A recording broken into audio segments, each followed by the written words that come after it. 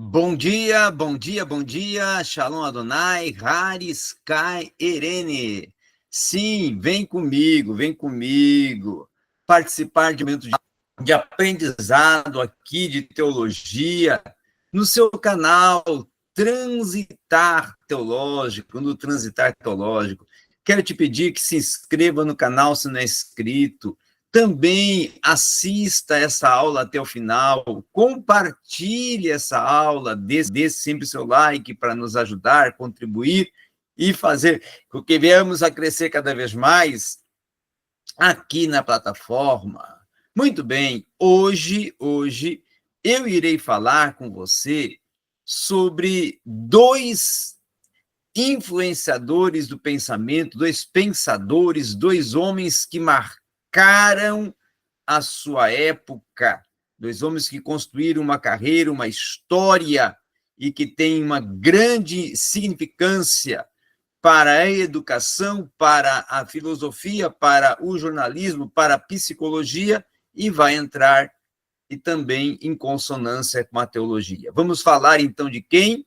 Vamos falar de C.S. Lewis, jornalista, escritor, e Freud, tá? E Freud, que nós sabemos que é o pai da psicanálise. Então, o tema de hoje é Deus em questão, tratado, claro, por esses dois célebres interlocutores e também pensadores e construtores de conceitos.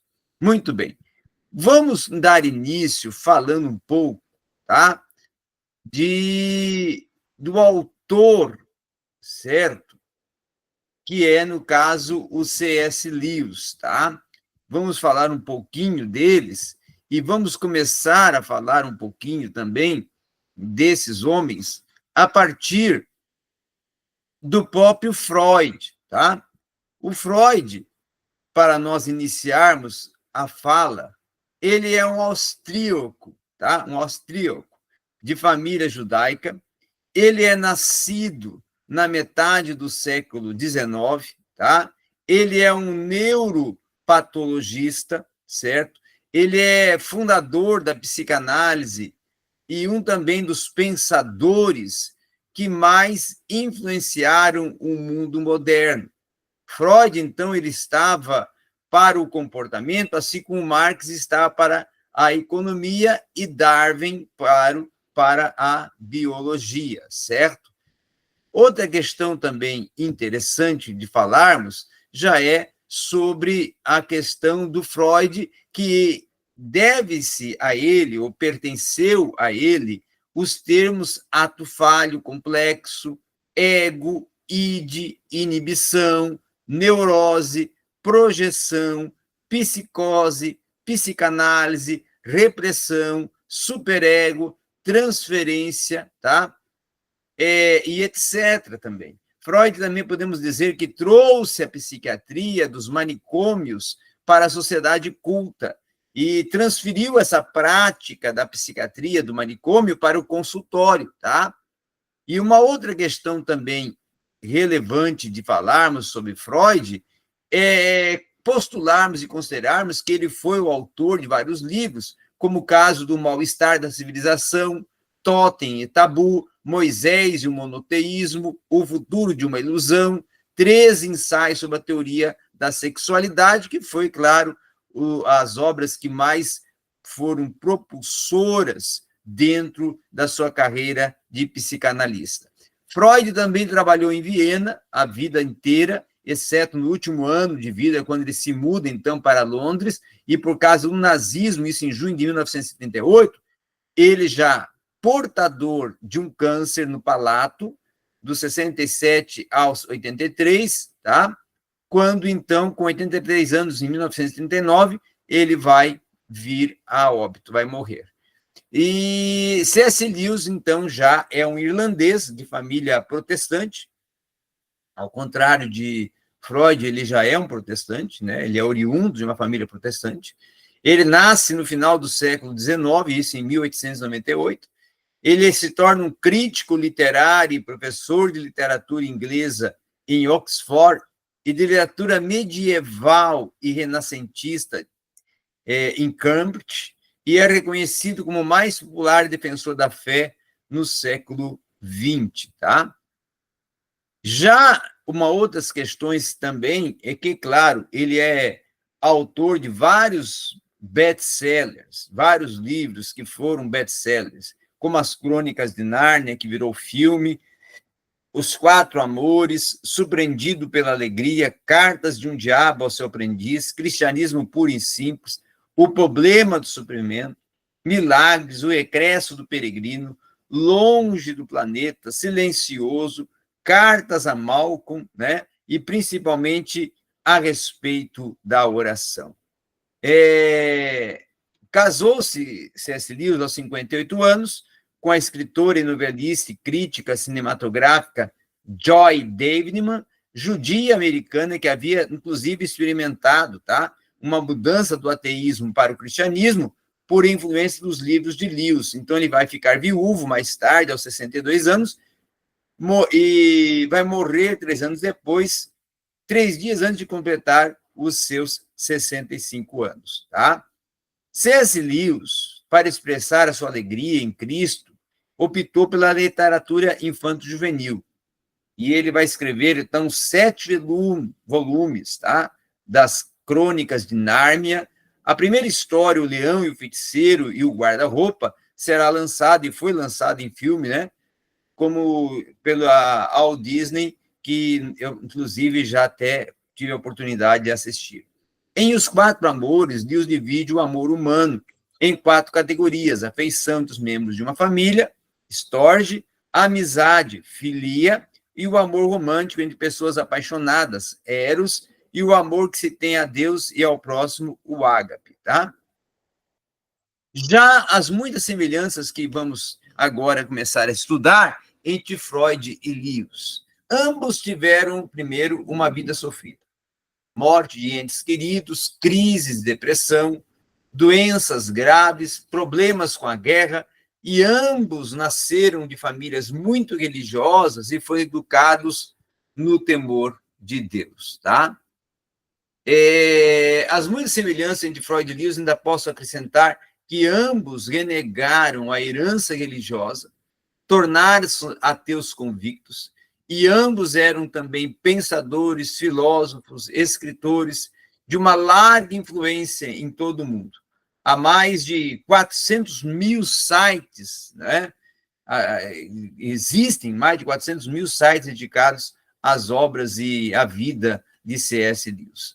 As muitas semelhanças entre Freud e Lewis, né, posso colocar que ambos tiveram uma grande e intensa correspondência com seus fãs e amigos, nortearam na Inglaterra e foram sepultados a noroeste de Londres, tá?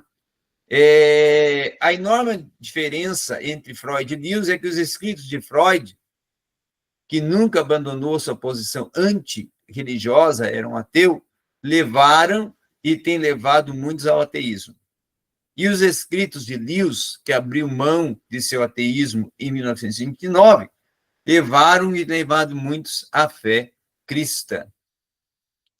O ateísmo de Freud, ele se dizia um médico sem Deus, tá? Um materialista, um adeus, um ateu, né? Um ateu e um descrente, um infiel, na verdade, né?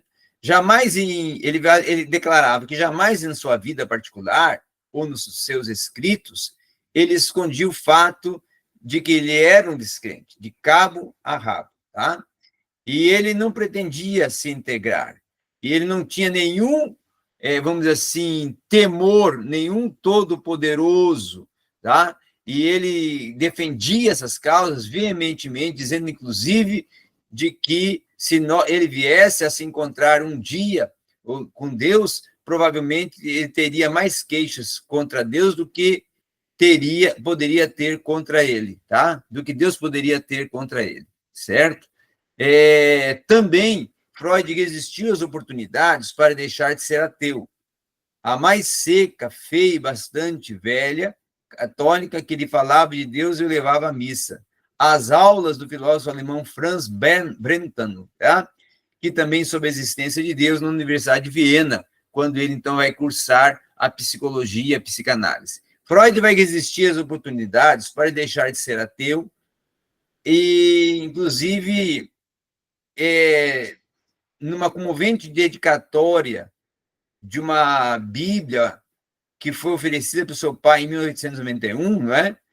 Que vai dizer assim para Freud, tá? Como se fosse uma dedicatória carta do pai de Freud ao seu filho Freud. Você enxergou nesse livro a visão de Todo-Poderoso. Você ouviu de boa vontade. Você praticou e tentou voar alto nas asas do Espírito Santo. Desde então eu preservei a mesma Bíblia. Agora, no seu 35º aniversário e seus 35 anos, eu tirei o pó dela e estou enviando a você como prova do amor do seu velho pai.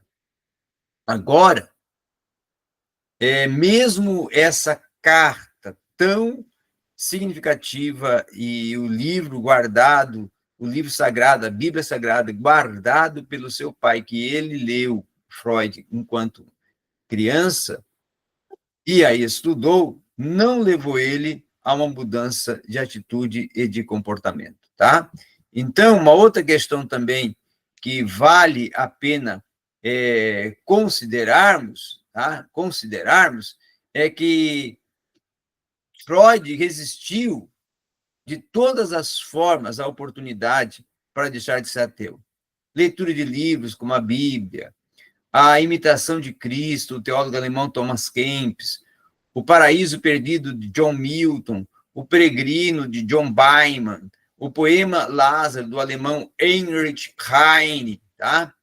Então, ele teve oportunidades, mas sim resistiu, tá?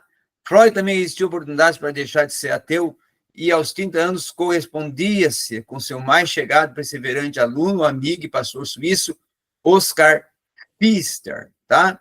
17 anos mais novo que Freud e resistia, claro, aos apelos, tá, do amigo. Já Freud também resistiu à oportunidade para ser ateu quando se encontrou com o ex-ateu, famoso filósofo psicólogo americano William James, professor de Harvard, erudito, quanto à existência da natureza de Deus em sua única viagem que Freud faz aos Estados Unidos em 1909, tá? Então é difícil entender como Freud se tornou um símbolo da liberdade sexual, porque o jovem neuropatologista se apaixonou por Martha Bernines em abril de 1882 e se casou em setembro de 86, e mês depois ele abriu a sua clínica em Viena, tá? E nesse período de 4 anos ele vai escrever mais de 900 cartas para a noiva, quase uma por dia, tá? Quase uma por dia. Uma outra questão também a colocarmos e considerarmos é justamente que, e falando ainda de Freud, que é difícil entender como Freud se tornou símbolo sexual, porque o casal teve 6 filhos em 8 anos, e para aumentar a prole, Freud aos 38 e Marta passaram a viver a abstinência sexual. Tá? Então, o casal teve de enfrentar 4 anos de separação quando Marta foi obrigada a ficar ao lado da mãe em Hamburgo. E, nesse tempo, eles só viram uma 10 vezes, mas trocaram centenas de cartas. Então, a comunicação era mais via cartas. É difícil entender como Freud também se tornou um símbolo da liberdade sexual. A maioria dos biógrafos concorda que Freud não teve experiências sexuais antes de conhecer a Marta, e nem durante o longo noivado.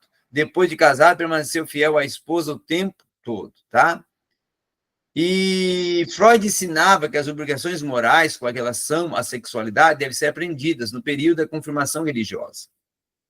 E que uma comunidade está perfeitamente justificada psicologicamente ao proibir o comportamento sexual das crianças, pois não haverá perspectiva, assim, de refrear os apetites sexuais dos adultos se a base para tanto não tiver sido preparado na infância.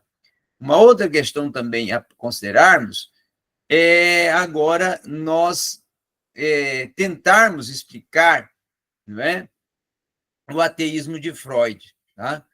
O caso do boné de pele, a influência dos dois Ludwig alemães, né, o filósofo Ludwig Feuerbach, dizia que Deus é uma criação de espécie humana e não um ser autoexistente e eterno, e o médico Ludwig Buchner dizia que Deus é supérfluo.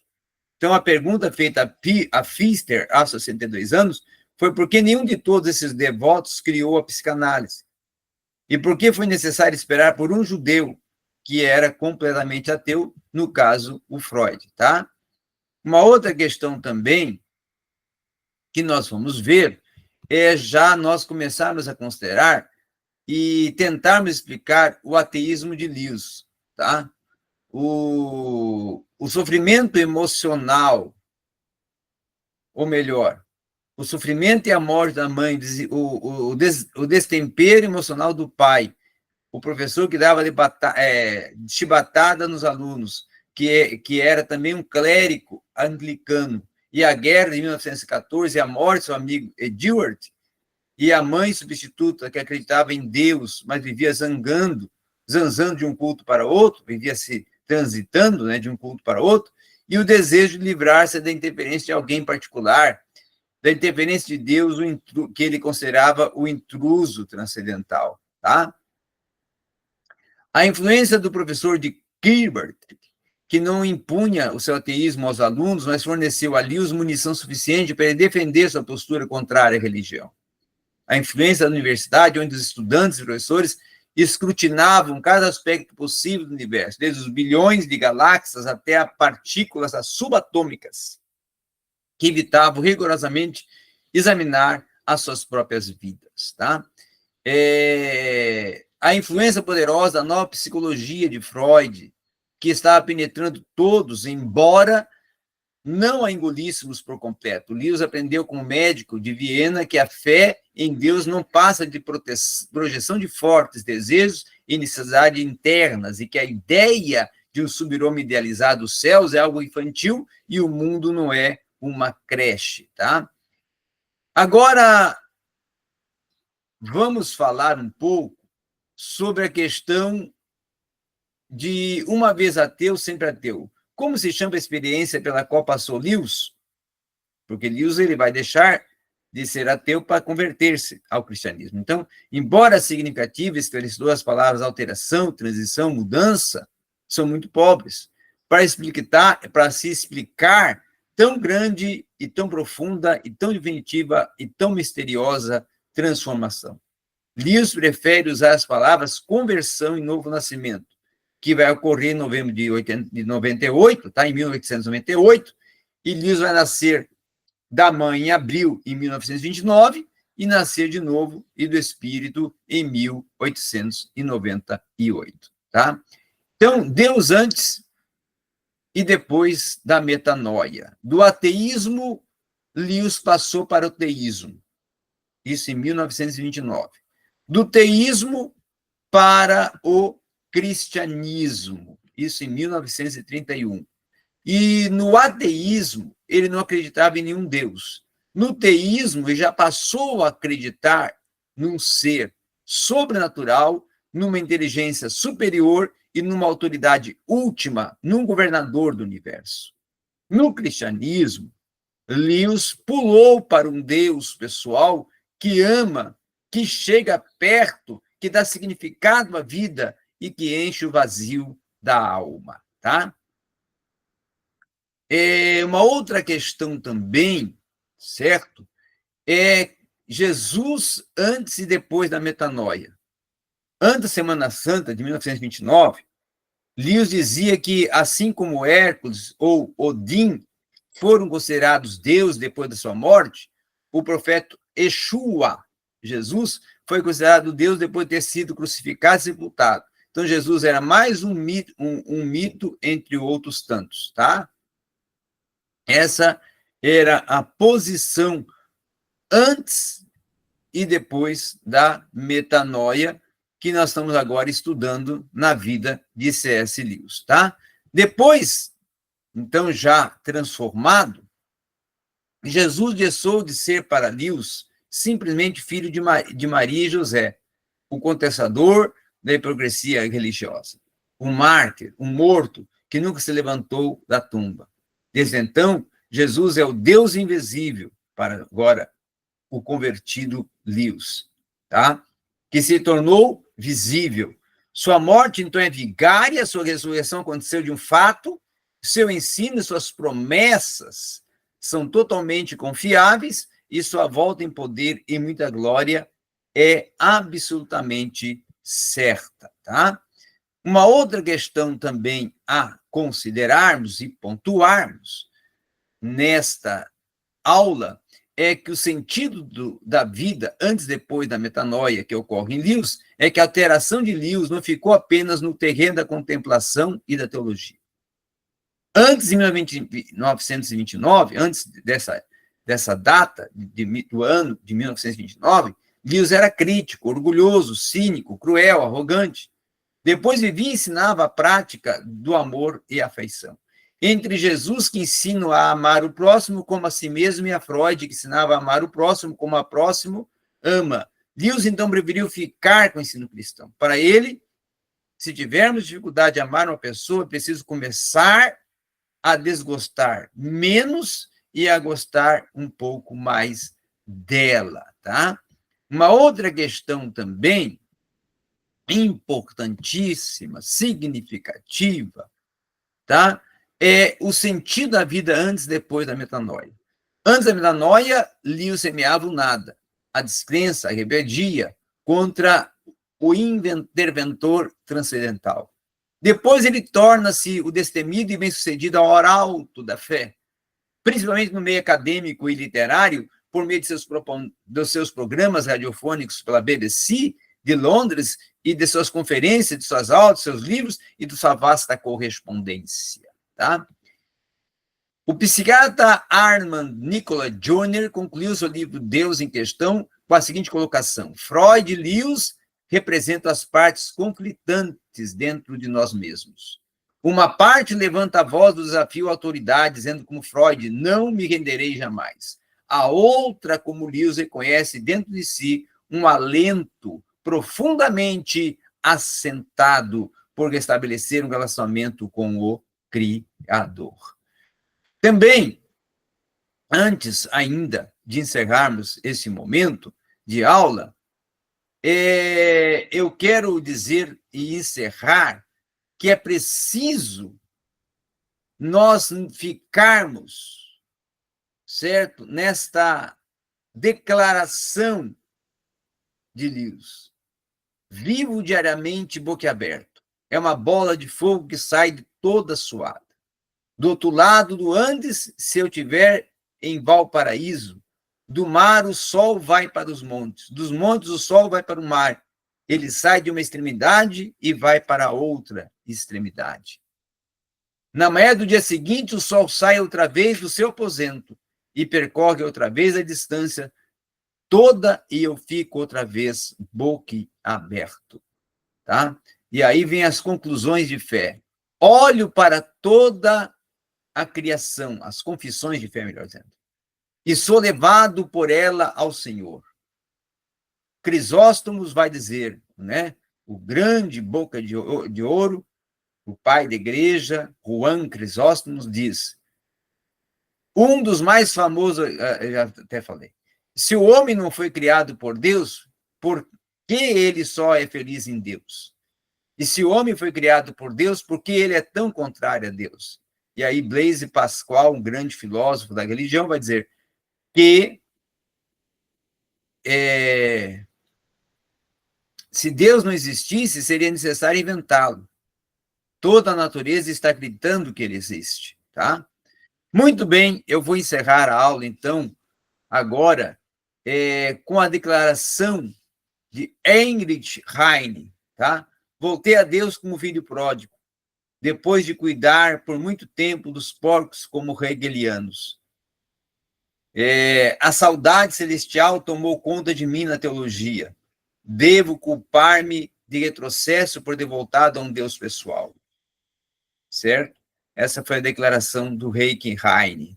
Mas ainda vou colocar aqui o Dostoiévski, tá? O Dostoiévski, que vai dizer: o ateísmo, a maior tragédia existente no mundo, nada mais é do que a aposta na decomposição do homem vivo. E assim encerro essa aula. Obrigado a todos. por esse momento que estivemos juntos. Quero que você compartilhe esse vídeo, continue assistindo nossas aulas, nossos conteúdos e sempre dê o seu like.